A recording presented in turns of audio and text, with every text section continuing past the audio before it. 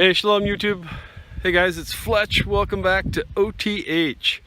So today we're out getting ready to practice the Great American pastime of deer hunting, and in setting up our deer blind and our stands and stuff like that. It really brought to mind a lot of thoughts of the parallels between hunting and being prepared. In this video, I'm going to talk to you about several of those things. So first of all, let's go back and let's take a look at our deer blind from a different perspective.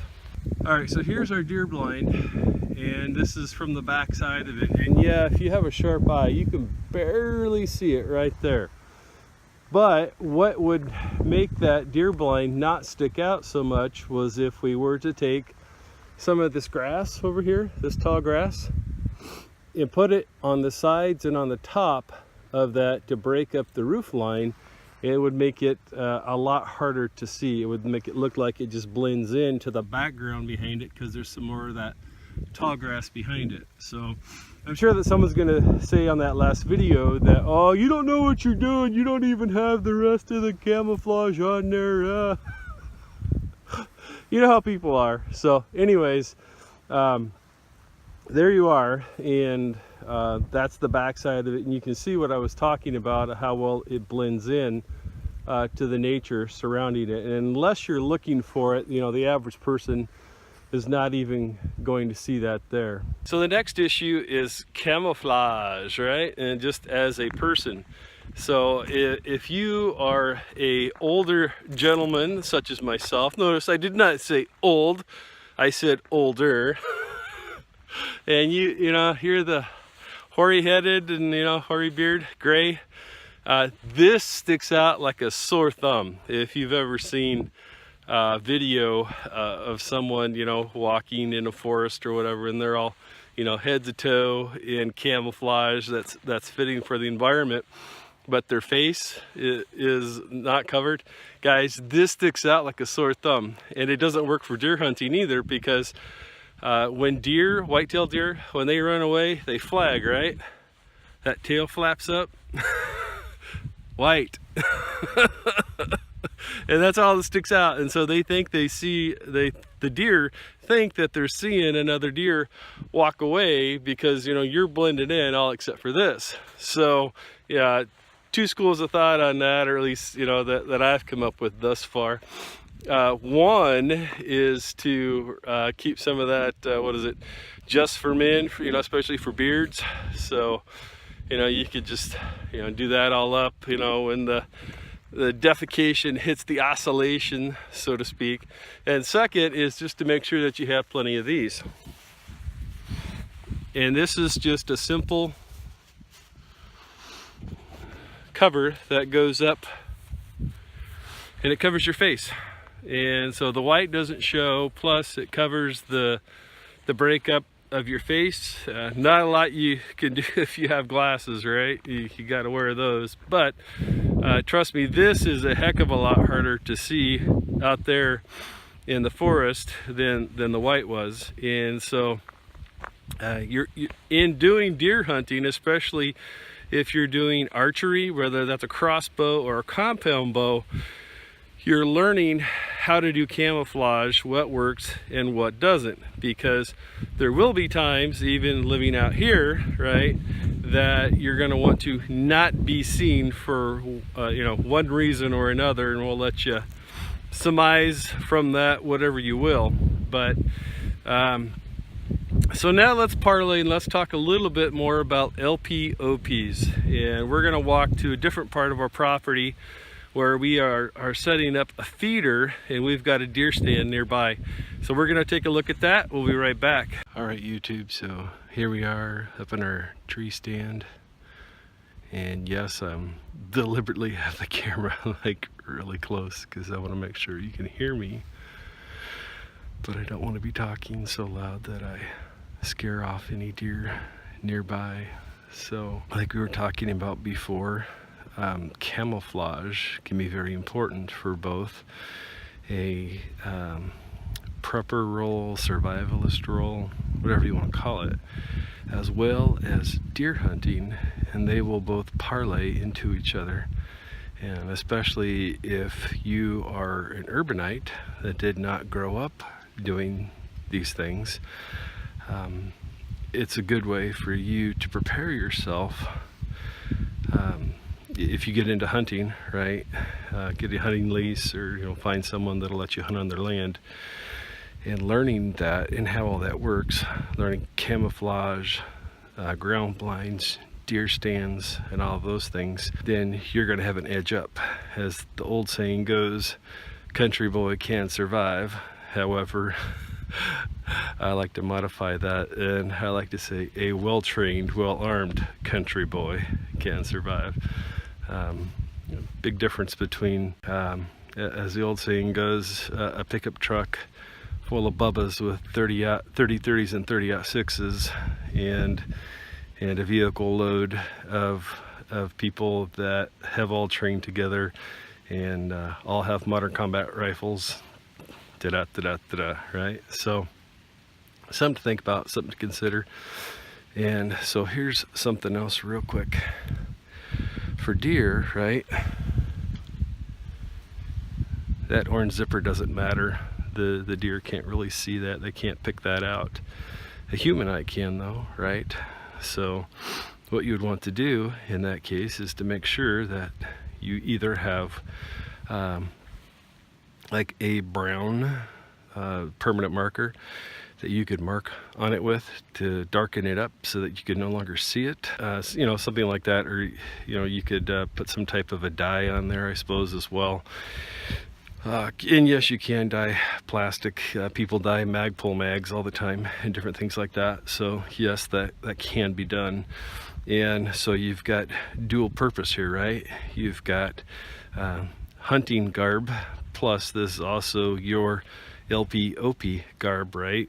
And Walmart now even has, fairly good stuff that you can get, a decent jacket for about $40 that is windproof, somewhat waterproof. Obviously it's not rain gear, right? But for a light drizzle or something like that, you would do just fine. And pants, that go with it, and different things like that. And so, you don't need to look all military, right? In order to be able to sufficiently camouflage yourself when and if the need should arise. And I have one other thing to show you here. So these are my boots, and there's nothing fancy about them. However, rather than taking just the pair that they had, I special ordered these because they're nature colors. It's sage green, and they're Merrells. They're waterproof, and you can just wear a pair of wool socks in the winter to keep you warm and your feet dry, and you're good to go. The importance of that is that you don't want your feet giving you away, right? If there's two things that'll give you away, one is if what you're wearing is too light for the background around it, and the second is if it's too dark for the background around it.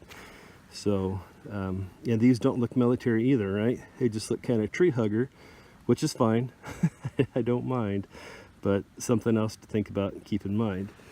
Now, the next thing that I wanted to talk to you guys about is, so here's the view from my tree stand, and kind of over there in that direction is the edge of my property. Hey guys, those of you that are going to be complaining because I occasionally sniffle in this video, I'm sorry, but you're just going to have to deal. There's a pretty strong wind out here, and can't completely dry up the sniffles just because you're making a video. Having said that, here's another idea. Put your tree stand by the edge or the corner of your property like we were just talking about, and now this not only becomes my deer stand for hunting, providing food for my family, especially in a defecation hits the oscillation roll, but it also becomes a good LP-OP because I can, just like this is, my tree stand is camouflaged, so no one can see me sitting here.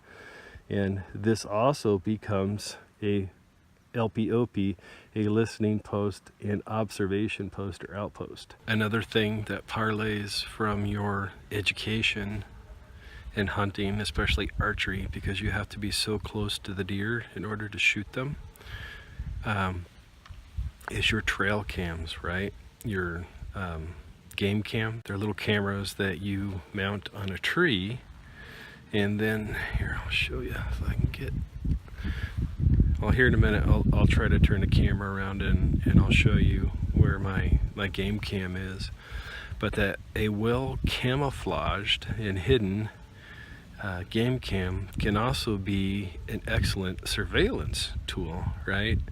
To keep track of people that are moving through an area that you either want to control or just want to know, you know, who's accessing it and at what times. So that's another important thing, game cams. So you would want to, you know, obviously get them, use them, right? You know, don't be, it's kind of like what I like to call a trust fund prepper, right? And nothing against people that, you know, come from families with trust funds. That's not it. It's just, you know, the idea is just, you know, you're just going to buy a whole bunch of stuff, and, you know, you're going to throw it in a storage unit or something for a rainy day, and you have absolutely no idea how to use any of it, right? And so it's just not going to be as valuable to you or anyone else as it would be to you, right? You to you know, possibly save your own life, or, you know, that of your family and or people that you love. So 1 second here, let me turn the camera around and I'll show you the game cam. All right, so if you look really close, right there is the game cam, and that overlooks the area down here, this open meadow that we're overlooking here. Finishing off with, I'm sure that some of the more astute of you, because I know I have some of the best subscribers there are, is that you probably saw that I had the barrel of a rifle sticking up on my back, and it, you know, not a high-powered rifle or anything like that, because you probably saw a little bit of Picatinny, and that's just the .45 carbine that I like to take with me before it's actually time to hunt, so that if the raccoons come to raid the corn, I have something to dispatch them with rather than an arrow. Hey YouTube, so just to kind of finish up my thoughts on the similarities, or how learning to hunt or being a good hunter will parlay into being able to defensively, you know, patrol an area that you're wanting to control.